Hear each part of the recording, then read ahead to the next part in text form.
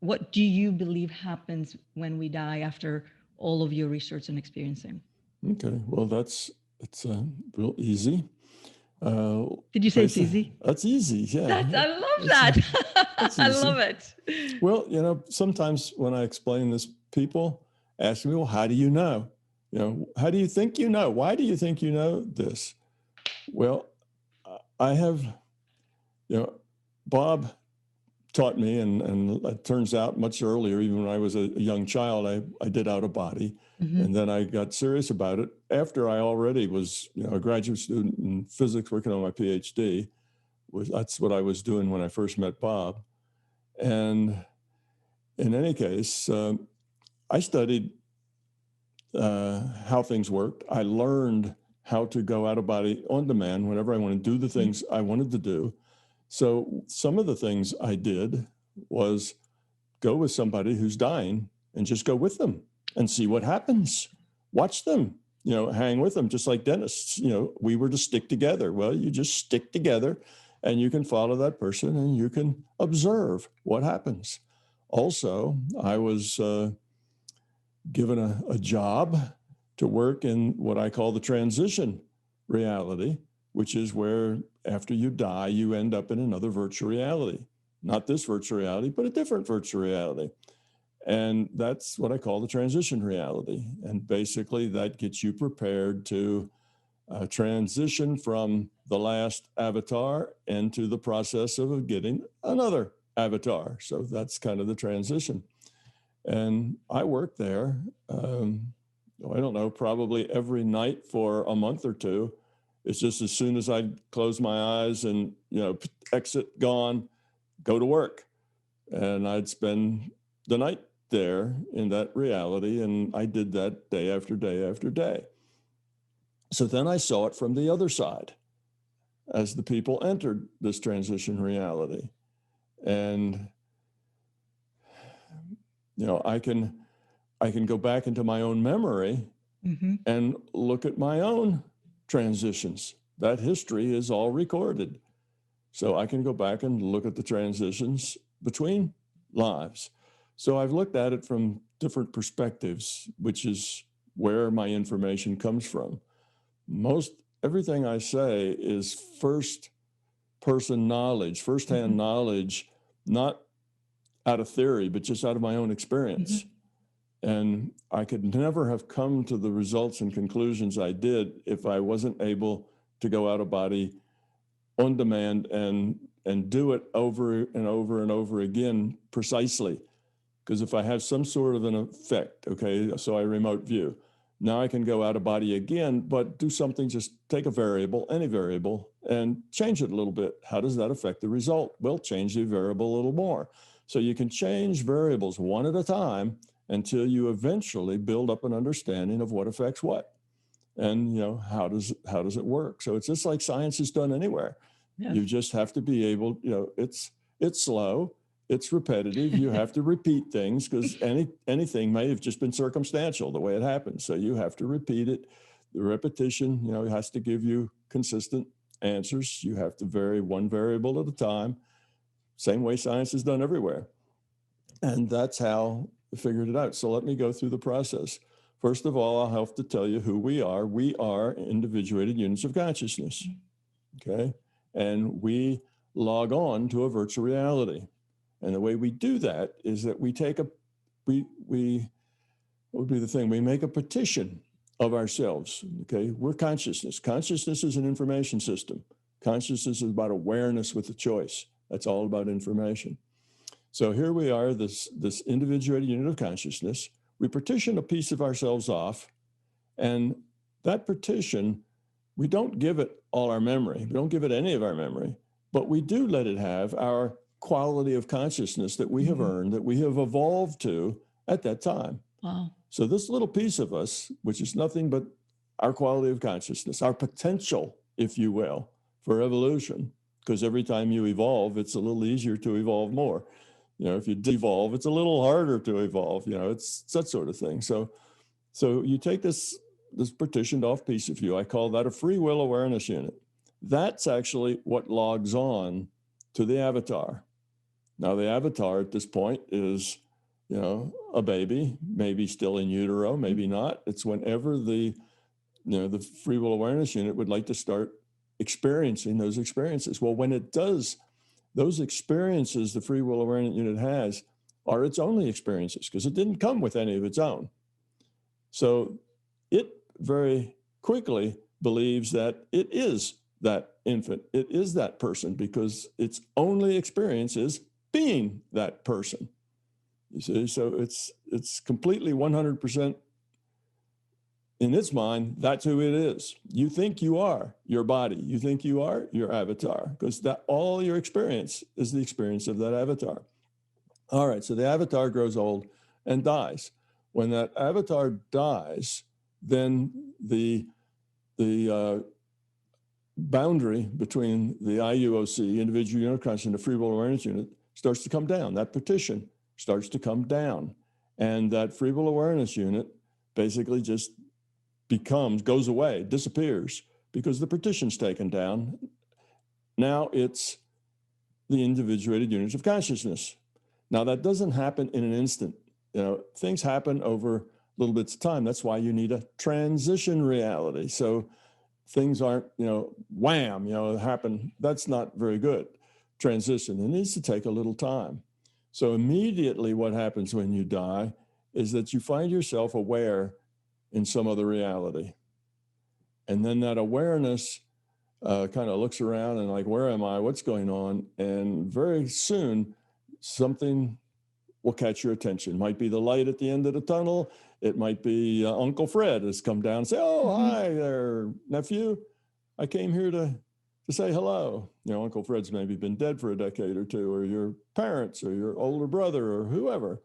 So these things are things given to you by the system. It's not necessarily actually your Uncle Fred. Uncle Fred's dead. He's gone.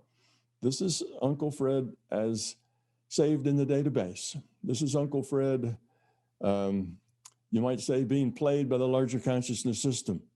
And you think, oh, that's a fake Uncle Fred. Well, what is Uncle Fred? It was a piece of the larger consciousness system. We're all played by the system, if you want to think of it that way. That's what an IUOC is. Would you say that system that is... larger consciousness system, many people say that's God. But when you say that's God, you also have to realize it's not infinite, it's not perfect, it's not done.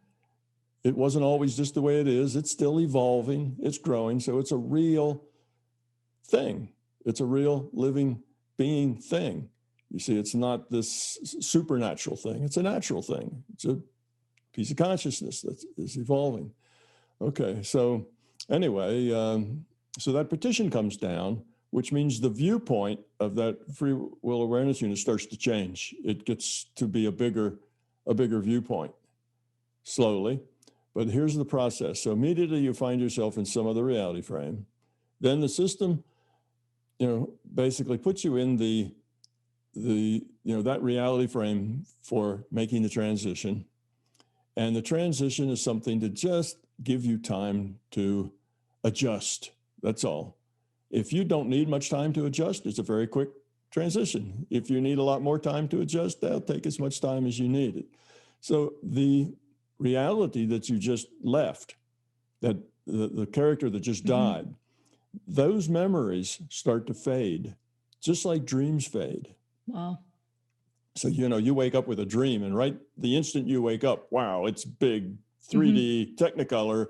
And a minute later, not so much. And 3 or 4 hours later, you can kind of pick the stronger pieces out, and eventually it just kind of goes away. So that's the way your sense of reality is. It starts to fade like a dream. And then people come and meet you. You're distracted. Oh, go stand over there in line. You're going to matriculate in and see that lady. She'll know what you're supposed to do next. Well, there isn't anything really you're supposed to do next.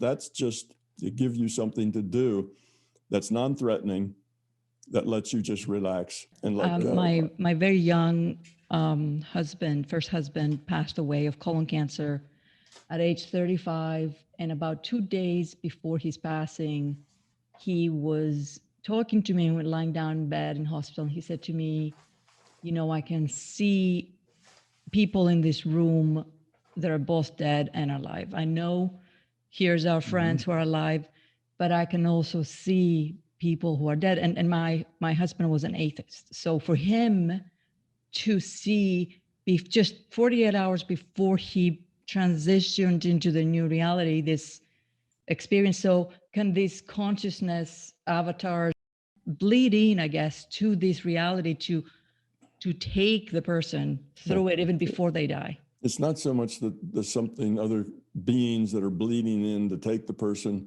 We kind of make that up because it sounds like a good story. Yes. But the system is giving them this viewpoint.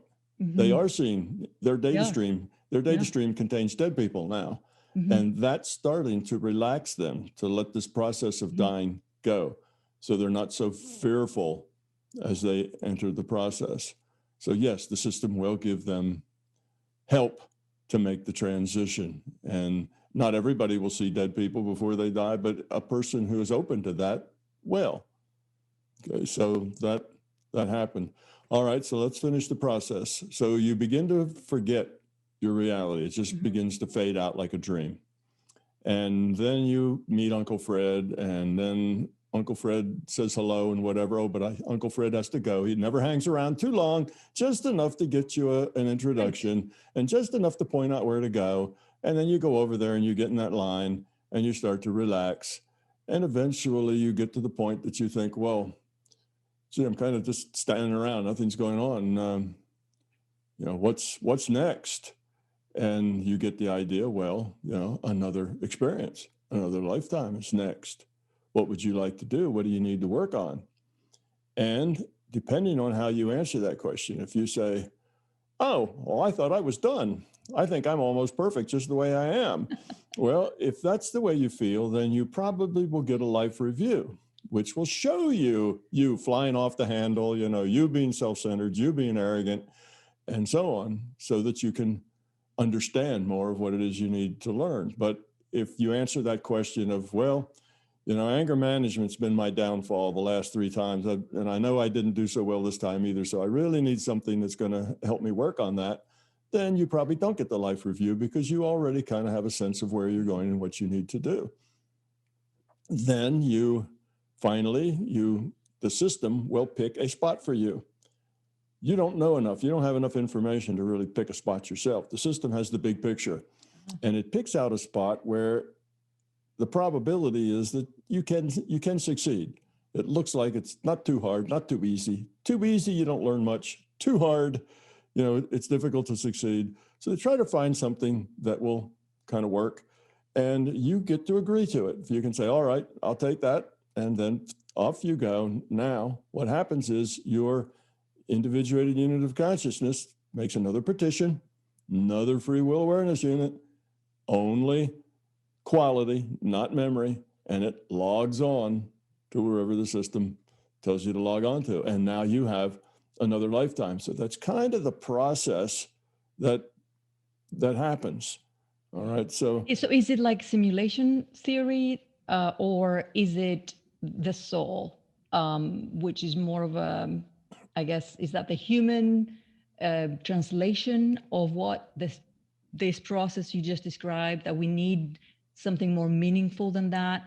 So let's say when our loved one leaves this reality and goes off and forgets about this reality, do you believe that we find our way to that consciousness again and again and again? Do you believe that we do? And thousands of people are going to listen to this conversation, and a lot of the community that is the community that this goes to are many people who not only want to believe that we continue on with this whatever version, but that they're trying to find the meaning behind this experience, and can we meet them again? And I know I'm asking from a human Christina this question, and I understand I'm asking from this avatar.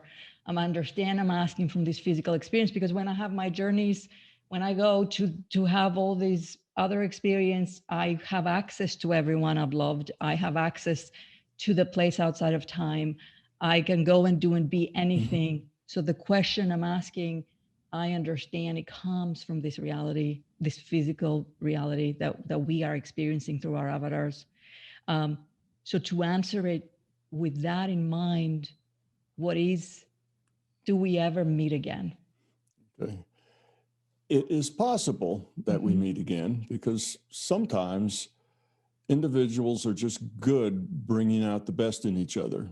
Yeah. You know? So sometimes people will incarnate, I call it having another experience packet, but they'll incarnate with somebody that they've incarnated with before, just because those two people help each other grow, you know, or three people, you know, so that's possible. That's in the margins. It doesn't happen that often. Really? Wow. Yeah, it doesn't happen that often. Now, here's the way it works. Remember that future probability database that the system needed because it needed the probability of all the possibilities?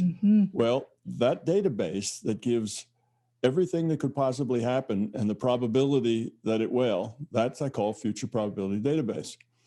When time goes by, what was in the future now becomes past. So we also have a past database that's everything that could have happened and the probability that it would have. And with a little thread going through that, which is actually our own history, the choices that we made, what we actualized of all those possibilities. Okay, now that database is very complete of us. There's somebody in that database that is you, Christina, because of all the things you've done. But it's not just what you looked like at what age. It's every thought you've ever had, every feeling you've ever had, not only everything you've done, but everything you've thought about doing, but didn't do. It's everything, all the feelings, all the attitudes, all the experience, all the thoughts, even all the dreams, all the nightmares, all the good dreams, everything you've experienced is there, okay? And it's saved in this database. And so it is for everyone.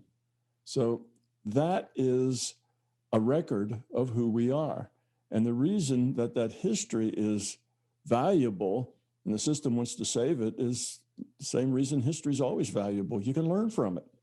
So here you are, an IUOC, an individuated unit of consciousness, and you do have memory in that form of all the past lives, and you can look across all of them and find trends and find, things that you consistently fail at and things that you consistently succeed at.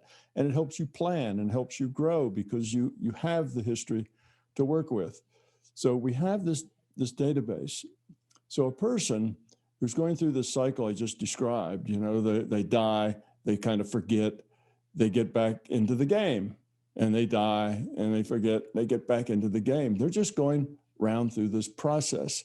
Now, anytime that you would like to meet up with someone who's died, who's a loved one of yours, well, all you do is have that intention in your mind, and there they are. There they you are. See, you put yourself in this intuitive space. It's again, you have to get an intuitive space, you have to unclutter the mind, you have to have some oomph behind it to make it happen. And there they are. It's just a matter of having an intent.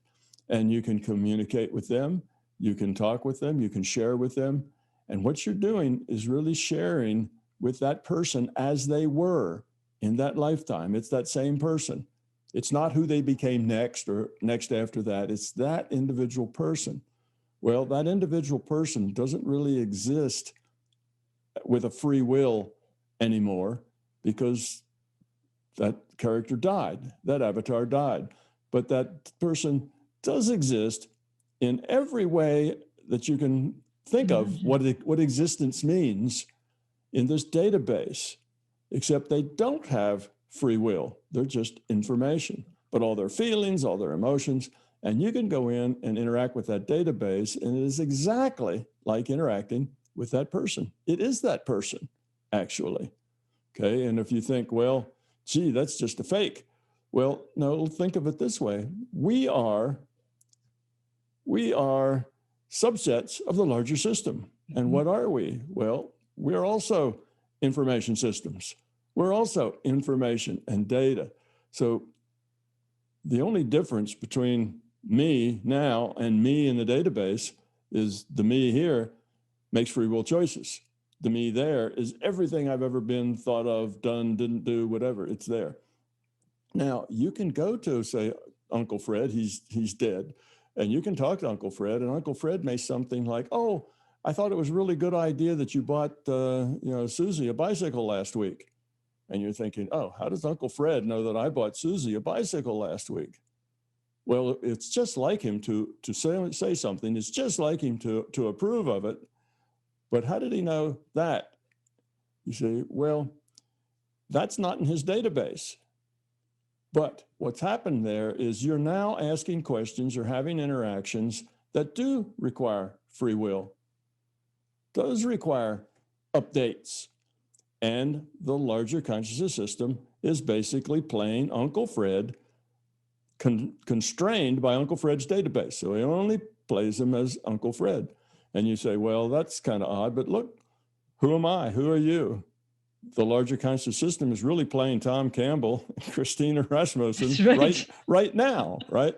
So, is this, you see Uncle Fred or not? Well, of course, it's the larger conscious system playing Uncle Fred just exactly the way Uncle Fred would with all of his experiences. So that Uncle Fred can last forever. 1,000 years from now, that Uncle Fred will still be there.